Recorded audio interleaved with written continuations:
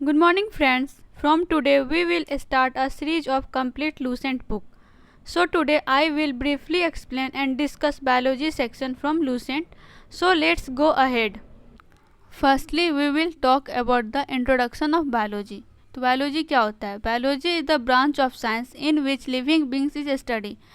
Biology जो है science का एक ब्रांच है जिसमें कि हम लिविंग बींग्स के बारे में पढ़ते हैं. In biology we learn about the structure, function, classification, nomenclature and variation of living beings on अर्थ.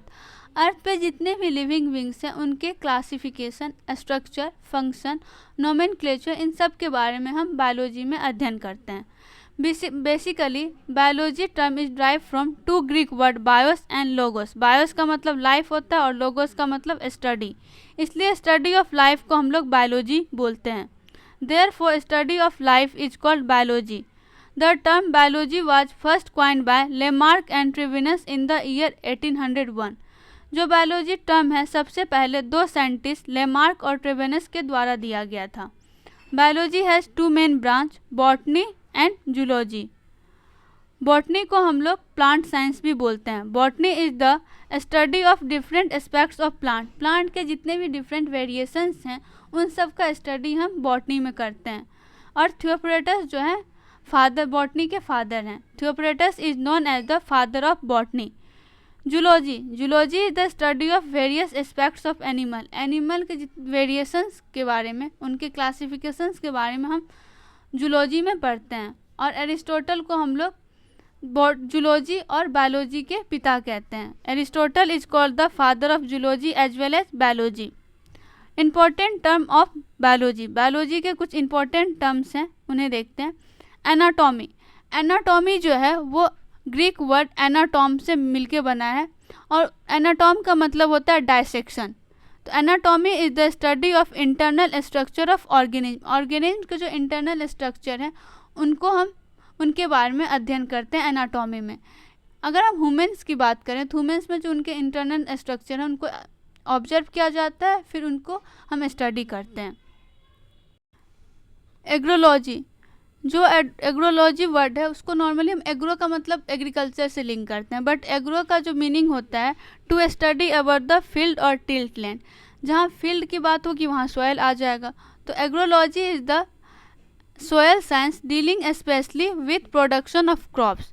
तो एग्रोलॉजी में हम लोग जो है different type of characteristics of soil for the production of crops. Crops के प्रोडक्शन के लिए हम डिफरेंट टाइप के जो सोयल्स के कैरेक्टरिस्टिक्स हैं उसके अकॉर्डिंग कौन सा क्रॉप्स प्रोडक्शन होगा नहीं होगा, उन सब का स्टडी हम एग्रोलॉजी में करते हैं. Agronomy, agronomy is the science and technology of soil management for the production of crops. तो एग्रोनॉमी जो है, दोनों एग्रोलॉजी और एग्रोनॉमी लगभग सेम, बस थोड़ा सा डिफरेंस है. तो एग्रोनॉमी जो है उसमें हम soil management for the production of crops के प्रोडक्शन के लिए हम सॉयल मैनेजमेंट करते हैं. लेकिन यहाँ पे क्या है, टेक्नोलॉजी की बात हो रही है. जहाँ टेक्नोलॉजी की बात होगी वो एग्रोनॉमी हो जाएगा और वैसे एग्रोलॉजी. एग्रोस्टोलॉजी, एग्रोस्टोलॉजी जो है एग्रोस्टिक वर्ड से बना है. एग्रोस्टिक का मतलब होता है types of grass. Agrostology is the study of graphs.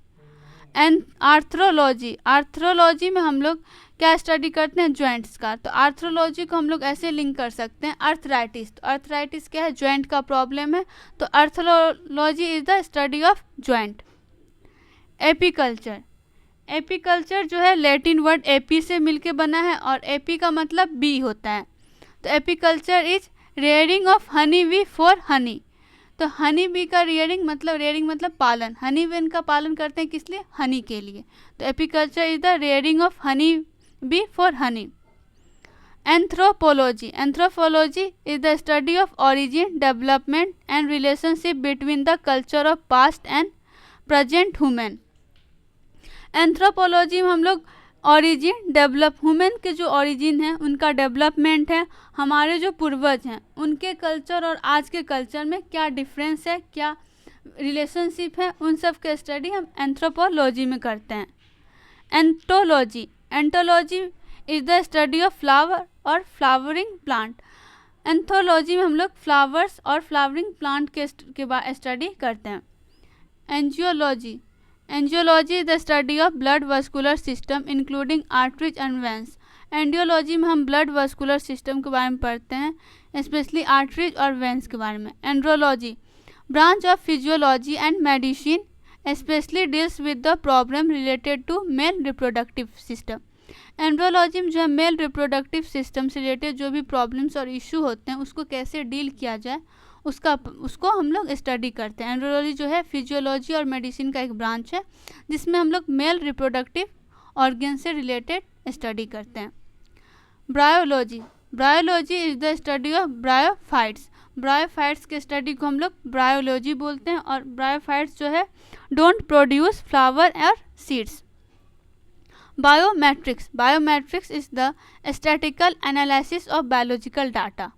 तो बायोमेट्रिक्स मतलब बायो से पता चल रहा है बायोलॉजिकल, और मैट्रिक्स जो है स्टैटिक्स में यूज होता है। तो बायोमेट्रिक्स जो भी बायोलॉजिकल डाटा का हम स्टैटिकल एनालिसिस करते हैं उसको बायोमेट्रिक्स के अंदर स्टडी करते हैं, जैसे कि fingerprint mapping, facial recognition, retinal scan, इन सब का स्टडी हम बायोमेट्रिक्स में करते हैं।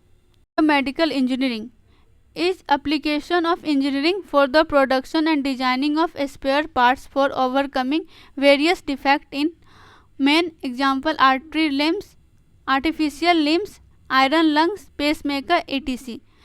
तो बायोमेडिकल इंजीनियरिंग में हम क्या करते हैं, जो मेंस ह्यूमन बींग्स में जो डिफेक्ट होते हैं, वेरियस ऑर्गन में जो डिफेक्ट होते हैं, उस डिफेक्ट को ओवरकम करने के लिए हम आर्टिफिशियली पार्ट्स को डिजाइन करते हैं, उसका डिजाइनिंग करते हैं और प्रोडक्शन करते हैं। If for example if we lost our limbs, arms और लेग, तो we can replace with the artificial limb, तो हम उसको आर्टिफिशियल लिम्ब से वो कर सकते हैं। पेस मेकर, आयरन लंग्स, जब आयरन में डिफेक्ट हो तो उसको हम क्या कर सकते हैं, रिप्लेस आयरन लंग्स से रिप्लेस करते हैं। Biotechnology biotechnology is the technology concern with living beings for willful manipulation on molecular level. तो हम बायोटेक्नोलॉजी में हम क्या, जैसे कि इंसुलिन का प्रोडक्शन करना, जो आजकल वैक्सीनेशन प्रोडक्शन हो रहा है, उन सब को क्या हम बायोटेक्नोलॉजी के अंदर, जो कि मॉलिक्यूलर लेवल पे जो हम कोई भी प्रोडक्शन कर पाए बायोलॉजी में for the sake of human और एनीथिंग, तो उसको हम लोग बायोटेक्नोलॉजी के अंदर स्टडी करते हैं। Bacteriology bacteriology is the study of bacteria, ये सिंपल है, bacteriology is the study of bacteria.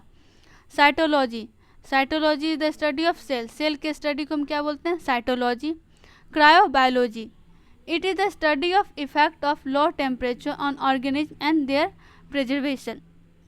जब हम ऑर्गेनिज्म का लो टेम्परेचर पर उसके इफेक्ट को स्टडी करते हैं, तो किसी भी ऑर्गेनिज्म को उसका प्रिजर्वेशन के लिए हम क्या करते हैं, लो टेम्परेचर रख देते हैं ताकि उसका प्रिजर्वेशन हो, उन सब के स्टडी हम क्रायोबायोलॉजी में करते हैं।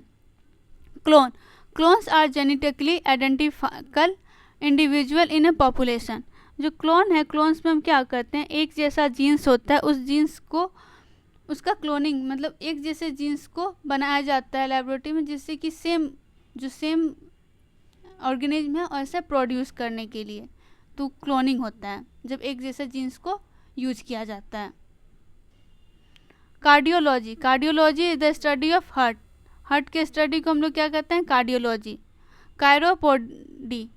कैरोपोडी is the branch of science related with the study of feet. Chiropody में हम क्या कहते हैं, वो एक साइंस का ब्रांच है जिसमें कि हम फीट से रिलेटेड स्टडी करते हैं। Demography is the study of population, population जो का स्टडी जो है डेमोग्राफिक में हम क्या बोलते हैं, बर्थ रेट, ग्रोथ रेट, ये सब की स्टडी हम डेमोग्राफी में करते हैं। Diffusion random movement of molecule ion और gas from a region of higher concentration to lower concentration.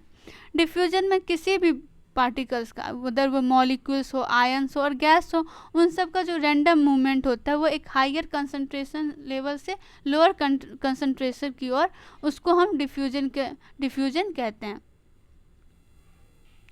Dermatology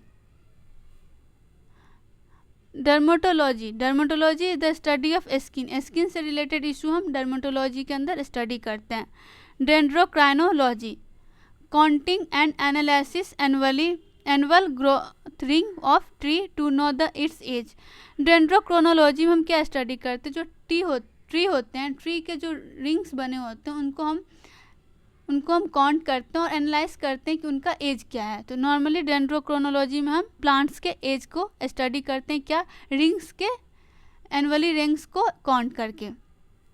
ecology is the study of inter relationship between living and their environment.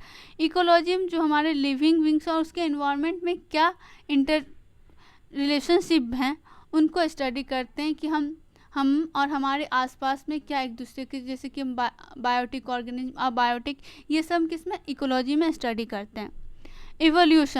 Evolution is the study of origin of life, variation and formation of new species. Evolution में जो life का कैसे origin हुआ है, उसमें क्या क्या variations हुए हैं, मतलब डे टू डे लाइफ में क्या क्या, मतलब पास से अभी तक कितने भी वेरिएशंस हुए हैं, न्यू स्पीसीज़ का कैसे फॉर्मेशन हो रहा है, उन सब को हम एवोल्यूशन में, कि पहले जो ओरिजिन हुआ है जिस ऑर्गेनिज्म का, उसके अभी के टाइम में क्या क्या उनमें वेरिएशंस हुआ है, कैसे वो इवॉल्व हुए हैं, उन सब को हम एवोल्यूशन के अंदर स्टडी करते हैं। Embryology is the study of fertilization of egg, formation of zygote and development of एम्ब्रॉय।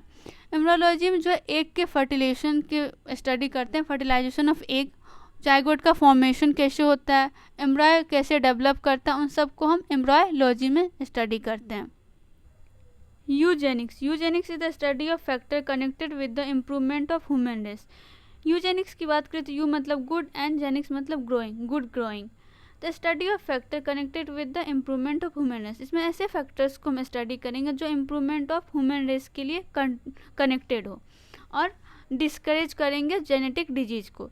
इसमें हमारे ह्यूमन रेस के इम्प्रूवमेंट में जितने भी फैक्टर पॉजिटिव आउटकम्स लाएंगे उनको हम स्टडी करेंगे, और जो हमारे निगेटिव आउटकम्स लाएंगे उसको हम क्या करेंगे, डिस्करेज करेंगे, जैसे कि जेनेटिक डिजीज। तो सिंपली इसका मतलब हो गया good growing of human race. Eugenics means good growing of human race.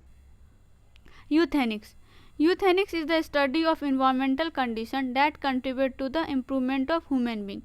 यूथेनिक्स में हम इन्वायरमेंटल कंडीशन को स्टडी करेंगे जो कि इम्प्रूवमेंट ऑफ ह्यूमन बींग्स में कंट्रीब्यूट करता हो।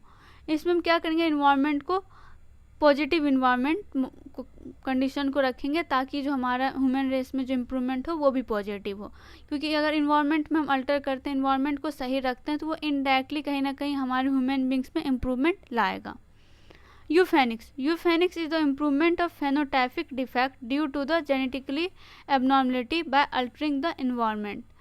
जो इसमें क्या करेंगे, फेनोटाइपिक जो डिफेक्ट है, जो कि जेनेटिकली एबनॉर्मलिटी के कारण जो डिफेक्ट होता है फेनोटाइप, उसको इम्प्रूव करेंगे इन्वायरमेंट को अल्टर करके, मतलब इन्वायरमेंट को मॉडिफाई करके हम फेनोटाइपिक डिफेक्ट को दूर करेंगे, उसमें पॉजिटिव आउटकम्स लाएंगे। Ethnology is the study of science dealing with the different races of human.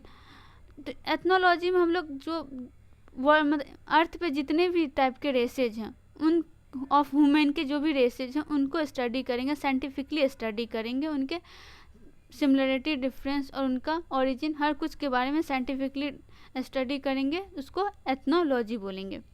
Ethology is the study of animal behaviour in their nature habitat. Ethnology में हम एनिमल के बिहेवियर्स को study करेंगे, उनके एनवायरनमेंट, उनके habitat में उनके एनिमल के बिहेवियर को स्टडी करेंगे। Aetiology is the study of causative agent of disease. Aetiology में जो डिजीज के जो कॉज हैं, कौन कौन से कॉज, किस किस वजह से डिजीज एमर्ज होता है, क्यों होता है डिजीज, उसको स्टडी हम एथियोलॉजी में करेंगे। Entomology is the study of insect.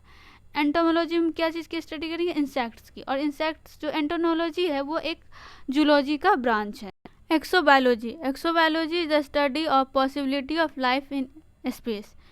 जो अर्थ के बियॉन्ड, अर्थ के बाहर जो डिफरेंट प्लैनेट्स पे जो भी लाइफ है, उसके साइंटिफिक स्टडी को हम लोग एक्सोबायोलॉजी को बोलते हैं। तो exobiology is a branch of science that deals with the possibility and likely nature of life on other planet. तो अदर प्लैनेट पे जो पॉसिबिलिटी है लाइफ को, उसके स्टडी हम एक्सोबायोलॉजी में करते हैं। Floriculture, floriculture is a cultivation of plant for flower. तो floriculture as its name says, flori मतलब फ्लावर होता है और कल्चर मतलब उसका कल्टीवेशन करना। तो फ्लोरिकल्चर को प्लांट का कल्टीवेशन करना, प्लांट को ग्रो करना, किसके लिए? फ्लावर्स के लिए। Food technology, food technology is the scientific processing, preservation, storage and transportation of food. Food technology में हम क्या स्टडी करते हैं कि हम फूड का साइंटिफिक प्रोसेस लाइक उसका प्रिजर्वेशन, स्टोरेज और ट्रांसपोर्टेशन ऑफ फूड। फूड को हम क्या, फूड अगर हम एक प्लेस से दूसरे प्लेस पे ट्रांसपोर्ट करते हैं तो वो क्या होता है कि वो ख़राब हो जाता है। तो उसके वजह से हम उसमें क्या प्रोसेस, साइंटिफिक प्रिजर्वेशन कैसे करें जो वन प्लेस से दूसरे प्लेस पे वो ट्रांसफ़र होने में ख़राब ना हो, ईजिली एक प्लेस पे ट्रांसफ़र हो पाए और प्रिजर्व हो पाए लॉन्ग टर्म के लिए। उन सब के साइंटिफिक प्रोसेसिंग को हम लोग फूड टेक्नोलॉजी में पढ़ते हैं, फूड के साइंटिफिक प्रोसेसिंग को। Forensic science, forensic science is the application of science for analysis of various facts and evidence to identify the cause or the person involved in criminal act। Forensic science जो है इसमें हम लोग क्या करते हैं, criminal act और criminal behaviour को स्टडी करते हैं। किसी भी पर्सन का क्रिमिनल बिहेवियर कि उसके पीछे क्या रीज़न है, उसने ऐसा क्राइम क्यों अटेम्प्ट किया, क्या फैक्टर्स हैं, और उसको आइडेंटिफाई करते हैं कि क्या इसने ये क्राइम किया है कि नहीं किया है क्रिमिनल। इसको अगर एक लाइन में बात करें तो forensic science is a scientific knowledge and methodology to criminal investigation. Criminal investigation के साइंटिफिक नॉलेज को हम लोग फोरेंसिक साइंस कहते हैं। Fishery, as its name says, catching, breeding, rearing and marketing of fish. हम फिशरीज में क्या स्टडी करते हैं कि फ़िश से रिलेटेड जितने कुछ, उसके ब्रीड करना, उसके कैचिंग करना, रियरिंग करना और मार्केटिंग करना। फिश रिलेटेड जो भी फिश से रिलेटेड जो भी स्टडी है वो हम फिशरीज में करते हैं। Forestry, for as its name says, development and management of forest. Forestries में हम लोग क्या, फॉरेस्ट के डेवलपमेंट और मैनेजमेंट का स्टडी करते हैं कि पार्टिकुलर फॉरेस्ट में कितने वैरायटी के प्लांट्स पाए जाते हैं, क्या क्या स्पीशीज पाए जाते हैं, उन सब के स्टडी हम फॉरेस्ट्री में करते हैं।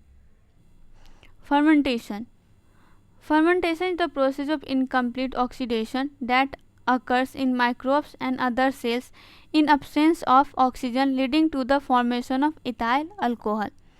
फर्मेंटेशन एक प्रोसेस है जिसमें कि इनकम्प्लीट ऑक्सीडेशन होता है जो कि माइक्रोब और अदर सेल्स में वो ऑक्सीजन के अब्सेंस में, इससे क्या होता है कि इथाइल अल्कोहल का फॉर्मेशन होता है। अगर ह्यूमंस की बात करें तो इसमें कंप्लीट ऑक्सीडेशन होता है। जब फूड का कंप्लीट ऑक्सीडेशन होता है ऑक्सीजन के प्रेजेंस में तो क्या होता है, कार्बन डाइऑक्साइड प्रोड्यूस होता है। लेकिन माइक्रोब्स और अदर सेल्स जो होते हैं जिसमें कि ऑक्सीजन का अब्सेंस होता है, ऑक्सीजन के अब्सेंस में जब इनकम्प्लीट ऑक्सीडेशन होता है तो इथाइल अल्कोहल प्रोड्यूस होता है, उसका फॉर्मेशन होता है। तो इथाइल अल्कोहल का फॉर्मेशन मेनली यूजफुल होता है वाइन और बियर प्रोडक्शन के लिए। तो बियर और वाइन प्रोडक्शन में फर्मेंटेशन प्रोसेस का यूज किया जाता है। Genetic, genetic is the study of variation and transmission of hereditary characters from parent to their young one. Genetic as its name imply, इसमें क्या होता है कि जो एक हेरिडेटरी कैरेक्टर्स होते हैं जीन्स के थ्रू एक पेरेंट्स से उनके बच्चों में जो ट्रांसफ़र होता है उनमें कैसे ट्रांसफ़र होता है, क्या वेरिएशंस आता है, उन सब को स्टडी हम जेनेटिक में करते हैं। जैसे फेनोटाइप हो गया, जेनोटाइप हो गया, इन सब को हम जेनेटिक के अंदर स्टडी करते हैं। Growth, growth is the permanent increase in weight, volume and size of organism. Growth क्या है कि वेट, वॉल्यूम और ऑर्गेनिज्म के साइज में जो परमानेंट इंक्रीज होता है उनको हम ग्रोथ कहते हैं। चाहे वो प्लांट में हो, एनिमल में हो, ह्यूमन बींग्स में हो, जिनमें भी इंक्रीज, परमानेंट इंक्रीज होता है उनका वेट, वॉल्यूम और साइज को, वो ग्रोथ में स्टडी करते हैं। Genetic engineering, genetic engineering is the manipulation of gene in order to improve the organism. Genetic engineering में हम क्या करते हैं कि जीन्स का अल्टरेशन को स्टडी करते हैं कि किसी भी ऑर्गेनिज्म को इम्प्रूव करने के लिए क्या करते हैं, हम जीन का अल्टर करते हैं। अगर हमें राइस का हाई क्वालिटी राइस चाहिए, उसका सीड्स चाहिए, तो हम क्या करेंगे, उसके जीन्स में अल्टर करेंगे ताकि उसका जो राइस का क्वालिटी हो वो ज़्यादा अच्छा हो पाए। उसके लिए हम लोग क्या करते हैं, जेनेटिक मॉडिफाई सीड्स का यूज करते हैं। ह्यूमन बींग्स, प्लांट, हर ऑर्गेनिज्म में हम जेनेटिक इंजीनियरिंग का यूज करते हैं, जिससे कि जीन्स को अल्टर करके उसकी क्वालिटी और उसके ऑर्गेनिज्म के इम्प्रूव किया जा सके। Gynaecology, gynaecology is the study of female reproductive organ. Gynaecology बहुत ज़्यादा फेमस वर्ड है, जिसमें क्या कहते हैं, फीमेल रिप्रोडक्टिव ऑर्गन जो है उसके डिजीज़ को और उसको कैसे क्योर किया जाए उसकी स्टडी हम गायनेकोलॉजी में करते हैं। Gerontology, gerontology is the study of ageing. Ageing से रिलेटेड जो भी स्टडी है उसको हम जेरेंटोलॉजी में करते हैं। Gastroenterology, gastroenterology is the study of alimentary canal और stomach and intestine related disorder. Gastroenterology में हम क्या करते हैं, एलिमेंट्री कैनाल से रिलेटेड जो डिजीज होते हैं और उसको कैसे क्योर किया जाए उन सबको स्टडी हम क्या इसमें करते हैं। स्पेशली जो स्टोमक और इंटेस्टाइनल डिजीज हैं उनको के बारे में, उनसे रिलेटेड सारा कुछ गैस्ट्रोएंट्रोलॉजी में करते हैं, गैस्ट्रोएंट्रोलॉजी में स्टडी करते हैं। Elementary basically related to the elementary canal disease. Hypertonic, when two solutions have different solute concentration, the solution which have higher solute concentration is called hypertonic. Hypertonic और hypotonic को हम लोग एक दूसरे से लिंक करके ही पढ़ते हैं नॉर्मली। ये दोनों सॉल्यूशंस के बारे में बताएंगे। इसमें अगर एक दो सॉल्यूशन है उसमें डिफरेंट कंसंट्रेशन है सॉल्यूट का, तो अगर जो जिसमें हाई कंसनट्रेट होगा सॉल्यूट का उसको हाइपरटोनिक कहेंगे। The solution which have higher solute concentrate is called hypertonic. Hypertonic में अगर एग्जांपल लेते हैं कि हाइपरटोनिक सॉल्यूशन का, तो इसमें क्या होगा कि अगर हम चीनी और पानी का एग्जांपल है, चीनी अगर पानी में हम बहुत ज़्यादा चीनी मिलाते हैं और वो कंसनट्रेशन थोड़ा थिक हो जाए, सॉल्यूशन का जो कंसनट्रेट पूरा थिक हो जा रहा है, तो उसमें हम क्या कहेंगे, ये हाइपरटोनिक कंसनट्रेशन। इसमें क्या हो गया, हाइपरटोनिक है क्योंकि हाइयर सॉल्यूट कंसंट्रेशन है, तो ये हाइपोटोनिक। हाइपोटोनिक उसका जस्ट अपोजिट है। Hypotonic in two solution which have lower solute concentration is called hypotonic. ऐसे सॉल्यूशन जिसमें कि सॉल्यूट का जो कंसंट्रेशन है वो लो हो, वो कम हो, उसको हम लोग क्या बोलेंगे, हाइपोटोनिक। और जिसमें सॉल्यूट का कंसंट्रेशन अधिक है वो हाइपरटोनिक है, और जिसमें सॉल्यूट का कंसंट्रेशन कम है वो हाइपोटोनिक। नाम से ही हाइपर मतलब अधिक और हाइपो मतलब कम, तो hypertonic means which have higher solute concentration and hypotonic means which have lower solute concentration. Now I am going to stop this lecture and we will continue from hemiothermy.